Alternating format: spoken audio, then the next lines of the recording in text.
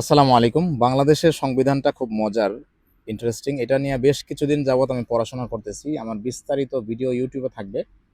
তো সংক্ষেপে আপনাদেরকে বলি, এই সংবিধানটা দেখবেন রাজনীতিবিদরা এটাকে ওভার এমফিসাইজ করে, এটাকে খুব গুরুত্ব দেয়।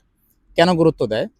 কারণ সংবিধানটা রাজনীতিবিদদের জন্য খুব মজার। এটা হইল একটা শিয়াল ধরার নীতি। শিয়াল কিভাবে মুরগি ধরবে, এইটার নীতি হচ্ছে আমাদের বাংলাদেশের সংবিধান। বাংলাদেশের সংবিধানে একটা সুবিধা হইল, রাষ্ট্রে যে কোনো আইন পাশ করার জন্য সংসদের 2/3 যদি একমত হয়ে যায় তাইলেই সেই আইন রাষ্ট্রের জনগণের উপর চাপায় দেওয়া যাবে। আর পৃথিবীর উন্নত দেশের সংবিধান যদি আমরা দেখি, বিশেষ করে রিপাবলিক রাষ্ট্র হিসেবে ফ্রান্স সারা পৃথিবীর জন্য মেসাল।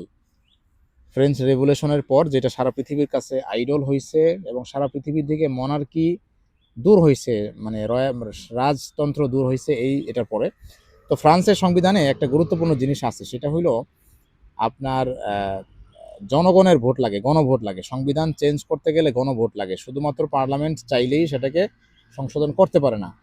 তো এইখানে হচ্ছে মজা, বাংলাদেশের রাষ্ট্রপতি বা বাংলাদেশের হচ্ছে ক্ষমতাসীন দল যদি চায় যে কোনো আইন পাশ করতে পারে।